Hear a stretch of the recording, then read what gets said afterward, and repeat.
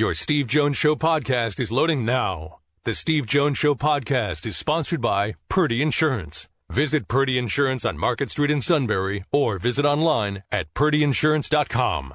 Whatever you think of me doing basketball, this guy makes me better.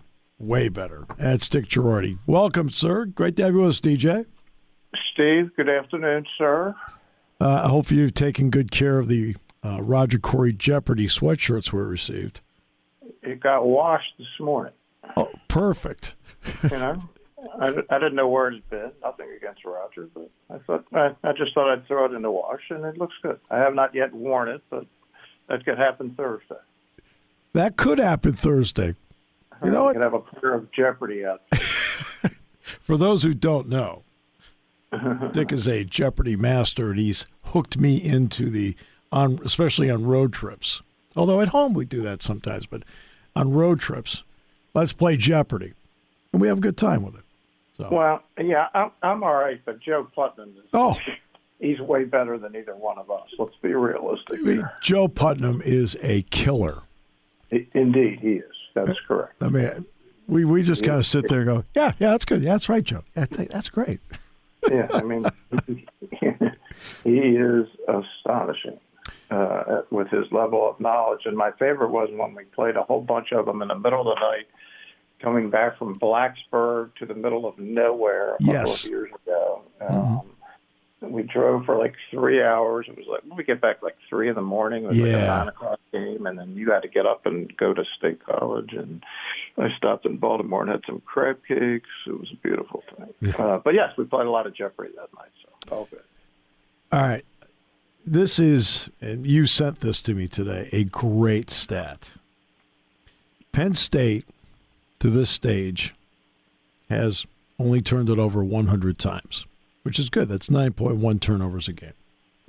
They have 130 made threes. They're plus 90 points in three-pointers over turnovers. Dick, it's stunning to see. Yeah, Steve, I don't know that I ever looked for this stat before because, why would you? But I don't think there's any reason I would have ever seen this with anybody, right? I mean, how does this even happen? I looked up Iowa. I told you they're generally a fairly low turnover team, and they like to shoot threes. They have way more turnovers than threes. So what that tells you is you're running an extremely efficient offense. They're second in the country in turnover percentage, fewest turnovers, and they're third in the country in three-point percentage. So that is the reason they're so offensively efficient, one of the best in the country. And, of course, the guy that runs it all is Jalen Pickett. And Steve has 84 assists and 20 turnovers. That's also insane for a guy who handles the ball, like, all the time. Yeah. He just doesn't make many bad plays at all. So, yeah, it's a really difficult team to guard. They have all these three-point shooters. They have 4 shooters shooting better than 44% on threes. And I just added up while we were talking. Lundy, Funk, Winter, and Dredd have now made 100 threes among the 4 of them, and they're shooting 45.5% from 3. How do you guard that when the guy who's got the ball all the time can take you to the rim and score?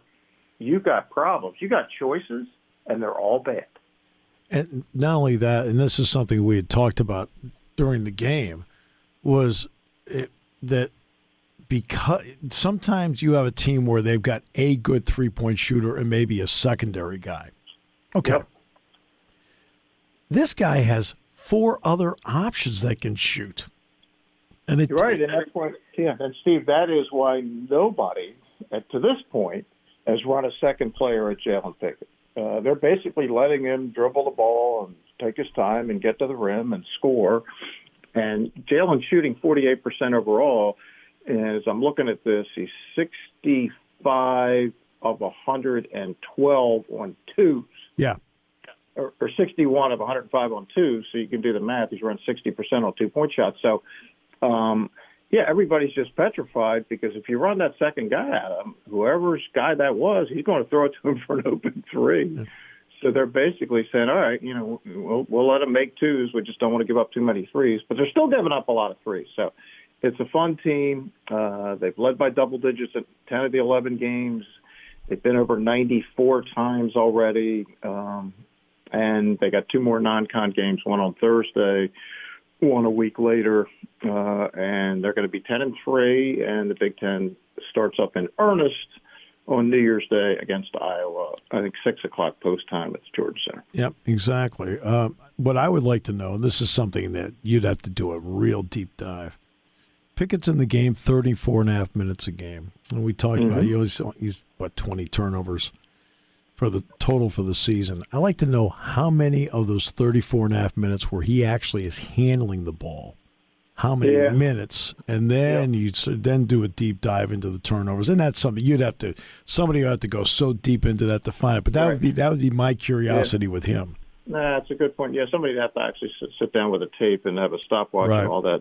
So I'm not doing that. But that's, it's an interesting thought. He's up to 378 minutes and 20 turnovers. And I suspect, Steve, without knowing this, that for a guy who's played that many minutes and handles the ball in the vast majority of those minutes, there's nobody even remotely close to him in that few turnovers. So not only is he really good, he can score, really good defender, really smart, really experienced. He makes great decisions. He's like the quarterback that always sees the right play. Right? What is it? He can change the play. He can, when he's in the middle of the play, he'll find the open guy. And he's such a luxury to have. And Coach Shrews is just riding him, and he's going to ride him all the way to the finish line here. No question about that. I mean, this guy leads them in scoring, rebounds, steals, block shots, assists. I mean, that's your basic in basketball, your 5-tool player. Yeah, and he leads them in turnovers, but that doesn't really count. Right? He has 20. The next guy is 15, but I think we already explained why that's kind of irrelevant. Well, see, what I like, though, is that he showed us last year he could play, quote, the old man's game and so forth, but he's showing us this year he can play fast as well. So I like the versatility of his game.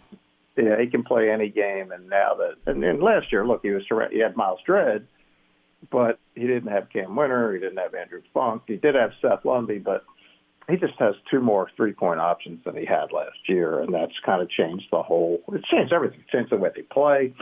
It's changed how other teams play against them. And, Steve, I don't think anybody has really figured this out. I thought Virginia Tech did the best job. They had a real good individual defender who really was strong and kind of was hammering away at Jalen, and the game he couldn't get to the line a lot. I mean, that was just the way the game was or was not being called. But, yeah, nobody's really figured this out yet. And as I look at it, I'm not sure I see a lot of great options for teams. Michigan State did a good job by, slowing the game down to a crawl. It just wouldn't let Penn State get out and run, and they're so effective when they run because Pickett obviously can finish. But if you try to stop him, he is going to find somebody open. And, I mean, Andrew Funk he's got 33 made threes. It's 3 a game at 44%. He made 5 yesterday in, about 7 or 8 minutes of the second half. Miles Dredd has 29 made threes. Seth Lundy has 23 made threes. And Cam Winter's a good three-point shooter, 15 of 33, and 23 of 25 from the free throw line. So he makes good use of his when he gets to the 2 lines. He can score. So, and this is also a good free throw shooting team. Yeah. They're at 75%. Now they don't get there a ton, but they don't miss much when they get there. Yeah. And they're not getting crushed on the glass. As small as they are, they're basically minus a rebound and a half a game, which is more than livable. And assisted turnover, they're at 1.76 to 1, which is right up near the top in the country. Well, you mentioned about the size part. They're going to run into Hunter Dickinson at Michigan. They're going to run into Zach Edey against Purdue at the Palestra. Yep. And then Trace Jackson Davis. So that's going to be 3 right in a row. Yep. But what I like, though, is that Coach Shrews he's a next-level thinker. And I'm going to be interested to see, especially in those 3 games, what he dials up against Dickinson, Edey, and Trace Jackson Davis to counteract them with what he has. Right, and those are right in a row. Right.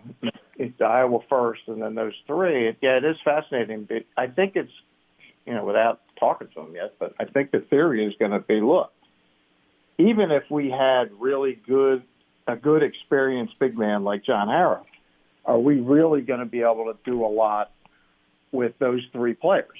The answer is really no. That's just bad matchup. It's a bad matchup for John. Maybe a guy like Mike Watkins, who's a shot blocker, he's hasn't been in the program for a couple of years, you give yourself a little better chance, but you're going to have trouble. Yeah. So what are you trying to do? Make them guard somebody. Make them guard Miles Dredd.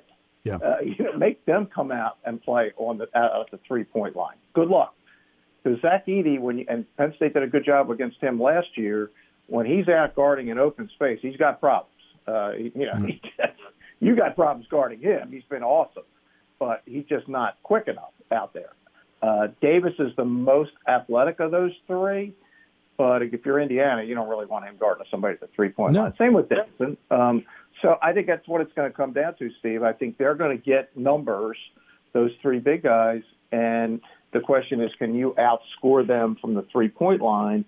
And can your other four guys, because frankly, I don't think much of the rest of Indiana's lineup. No. I never really understood why they were picked the first of the Big Ten, but that's neither here nor there. The Penn State will get to them here shortly. Purdue, I think, has been the biggest surprise in the league, given what they lost. But look, Matt Painter's a wonderful coach, and it just doesn't seem to matter. He just does a great job. And Michigan, I think they're still. When I watch them, Steve, a lot of new players. They lost their point guard, the kid from Princeton, Llewellyn, who I know that he got an ACL. I know they thought he would be another really good fifth-year guy for them. But the coach's son is Jed Howard. Is really good. He's really good. Yeah. So I haven't seen enough of them yet to get a real feel for it. But I think Penn State can play with anybody in the league. There isn't anybody that I watch and go, oh my God, they're just so much better. I don't see that. And teams are going to have to think about, look, how are we going to play against this team? Right. So it is interesting. And of course, we're waiting on the Seth Lundy. We don't think it's all that serious, but to be determined. We certainly think he's not going to be out for any length of time. Right. I have to ask you about the Palestra part because it's coming up here. Dick, they've played Michigan State and Iowa there. It's been a packed house each time. The timing of it happens to be the last day before the students come back to campus anyway. What's your thought on what you and I both think is a genius move of getting this program into that building? Yeah, for so many reasons. One, you bring it to your largest alumni base who can't get up to State College in the wintertime to watch basketball. You bring it to your biggest recruiting base. You get some pub in the area where Penn State Hoops generally does not. It was kind of unfortunate that it couldn't have been on a Saturday this year rather than Sunday. But the good news is the Eagles are playing, but it's going to be irrelevant because they basically need to win one more game. And that's the last game of the regular season on the 8th. They need to win one of the next three to have the top seed throughout. So that should be done by that time. But, yeah, it's such a cool place to play. I think it's cool for the players. I know when Micah got the job, first time I talked to him, I said, look, what do you know about this? He says, look, I watched both of the games. He says, we're doing this. Yeah. And it doesn't have to happen every year, although I wouldn't mind it. But every couple of years is great. And Seth Lundy will get his second chance to play there, which will be cool. And, of course, Seth played there. Andrew Funk played there in high school, both of them in Catholic League champions. Seth winning championships, Andrew Funk with Colin Gillespie winning a championship at Archbishop Wood in the building. So that'll be very cool for them as well. And Cam Winter played literally right up the street at Drexel. Yeah. So it'll be he played 4 years at Drexel. And when I say right up the street, I mean right up the street. Yep. Like 2 blocks away. No doubt. And he's played in the Palestra. So that'll be cool for all those guys. And Miles Dredd got a chance to play there, and I know he loved it when they played Iowa in 2020. So yeah, like Adam Fisher's a local guy, Mike Farrell's a local guy, went to St. Joe's. So yeah, a lot of connections in Philly, and look, it's I have two favorite buildings to watch college basketball. The Cluster's one of them, and I know I told you the other one is Allen Fieldhouse. Yeah. It'd be great if Penn State could somehow get a game out there one time, because I think you would love that place. That's just an awesome place to watch hoops. It's ironic you bring that up, because Venkat Benbatuti, who is Neely Benbatuti's husband, the president of Penn State, stopped by a practice the other day, and he says he's talking to me about Fog Allen Fieldhouse. And I mentioned to him that how much you love Fog Allen Fieldhouse, and he says, I can't believe you've never been there. And I said, no, I have not. He says, you have to go. Well, I said, well, you're the husband of the president of the university. Why don't you make it happen? Call Phil Self. Home there. Yeah, make it happen. Or even a one-off. Just go out there and play. Everybody should get an opportunity. It's the best. It's just awesome. And the Palestra is, people have been in Rec Hall. It's Rec Hall without a track at the top, and it was built at the same time by the same architect. And it's half the size of Allen Fieldhouse. Basically, Allen Fieldhouse is the Palestra with a second deck. And obviously you've been asked this question a lot, but of all, who knows how many games have you done in there? Hundreds. Yeah, I would say, yeah. Probably. Hundreds? Yep. I don't care if it's high school or it's college or whatever it may be. Give me a couple off the top of your head where you walked out of the building and you said, wow. Yeah, I mean, I thought the Iowa game was a wow 3 years ago. Yep. Just the quality of play. And remember how hot it was in January to bring out the fans. Probably the most famous game I saw there was LaSalle and Florida. Lionel Simmons was a junior, and George McLeod was the star for Florida State. Yep. He played in the NBA for quite a long time. 101 to 100 in regulation. LaSalle won the game. I mean, just great ball, just wonderful stuff. And maybe the wildest one I saw in there, and I only saw half of it. I'll explain why. Penn is playing Princeton, which is obviously a legendary game. They played every year forever. And Penn, with Mike Jordan, who's now the Lafayette coach, and Matt Langle, who's the Colgate coach for the backcourt, really good backcourt. And Penn is leading at halftime 33-9. Yeah. Oh. And I leave because I got the Temple St. Joe's game, which is the 9:30 game out at St. Joe's. So I get out there, and I'm watching the second half, and Princeton wins the game, 50-49. Like, what? How did that happen? And the Penn fans were yelling at him at halftime, you have 9.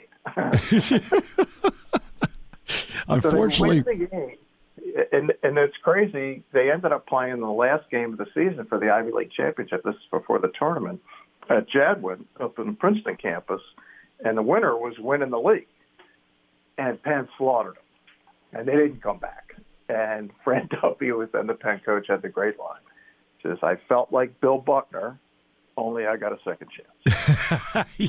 After Princeton scored 41 in the second half of the other game. Yeah, it was like, what? What just happened? It was like this, and it's one of those weird things, like the NFL yesterday, right? Yep.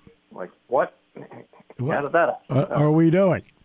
Yeah, but those kind of stick out. I mean, some of the Villanova St. Joe's games in there were always great. Didn't really matter who was any good that year. They were just good games. Yeah. There was, in fact, Villanova had pounded St. Joe's on their campus. It was pretty early in Jay Wright's tenure. St. Joe's probably had the better players, but Villanova just killed them. Yeah. Well, the next year, it was Jameer Nelson's junior year. Yeah. And at the end of the last practice before the game, Martelli ran like the last 2 minutes of the previous game where Villanova was just murdering them. And St. Joe's came out, and I think, let's see if I can get this right, late in the first half, the score was like 43-9. Oh, jeez. It was like that Penn Princeton game. Yeah. And Villanova didn't come back. And that was when Jay Wright was just getting the program started. Randy Foy was a freshman. Yeah. And all the guys who ended up being really good players there, they just weren't ready for that spot against that team. But it wasn't really two teams playing well. Villanova, major credit, they ended up coming back, lost by 17. I mean, they didn't give up or anything. They lose by 50. Right. And that was, again, a seed for the program starting to get on a run. But, yeah, that was the junior version of the St. Joe's team that went 27-0 in the regular season the next year. I mean, they were just really, really good with several NBA players on the roster. And by the way, George McLeod did play a game in Rec Hall for Florida State against Penn State. There you go. There you go. Yeah. And I think, I'm trying to think who that. I believe Pat Kennedy was the coach there. That sounds right. Pat was the coach. Yeah. Pat was the coach at the time. Yeah. No, I knew Pat well from his Iona days. I ended up his career at Towson. Yes. Another didn't go well. No, it did not go well. Another one of the great stories. I'm doing a Towson LaSalle game one year at LaSalle. Yeah. And Pat's nearing the end of the line. It's just obvious it's not going to work out. So I walked into the locker room before the game. I said, and they were like, oh, and whatever. I said, LaSalle's really bad. I said, you might win this game. And he looked at me and he says, you obviously have not seen our team play. And then at the end of the game, LaSalle's holding on, and LaSalle throws the ball inbounds off the basket wire to give Towson the last shot. They hit a three. They win the game. Pat Kennedy runs off the court. Steve, it was the last game he ever won. He went 1-28. Oh, God. Oh, well, we could do this all day. That game was not at the Palessa. That was at LaSalle. Right. Nevertheless, the stuff we've seen through the years. Yeah. It's fun. And it's especially fun this year for many games as you and I have done together on the radio, to see this group, to see the fun they're having, to see how beautifully coached they are, and to see how well they're playing. And I think people can look forward to a tournament. And, I don't want to make any predictions. The last prediction I made, I turned out to be right but wrong. I said after two games, the 2019-20 team was going to the NCAA tournament. Yeah.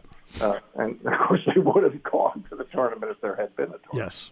But I think this team's certainly going to play in a postseason. And I think they have a real chance at the NCAA. All the numbers are good. But, they're going to have to do it. They're going to have to get up near 10, 11, 12 wins, whatever that number is going to be in the Big Ten. Win the games you're supposed to win a few maybe you're not on paper supposed to win. But they're fully capable. They're really experienced. There isn't going to be a situation any of these core players haven't seen before. And they've really played only one poor game, Michigan. Yeah. That was a game I'm sure they'd all like to have back. Yep. And, maybe they will get it back in Chicago. They don't play Michigan State again in the regular season. But it's college basketball. Nobody's going to play great every night. It just doesn't work out that way. But that's one they like to have back. But in the very next game, they got it back and then some when they went to Illinois. And they were 10-point underdogs and won by 15. So good team, getting better. Really looking forward to the last 20 games of the regular season and some serious postseason action in Chicago and a site to be determined. Well said. All right, my friend. I will see you on Thursday. I'm sure you'll be armed with another Jeopardy game. We'll be set to go. Yeah, we got a late post time, so yeah, it should be good. We've got 8 o'clock post time for you and me. Yes. Yeah. Sounds good. Well, there we go. All right. We shall see about the Quinnipiacs with my man Baker Dunleavy having their best season since he's been the coach. So yeah, we'll see how the Qs are. Yep, 9 up, 3 down for the Qs. There you go. All right. Thank you, sir. Always a pleasure. All right, Steve. I'll see you on Thursday.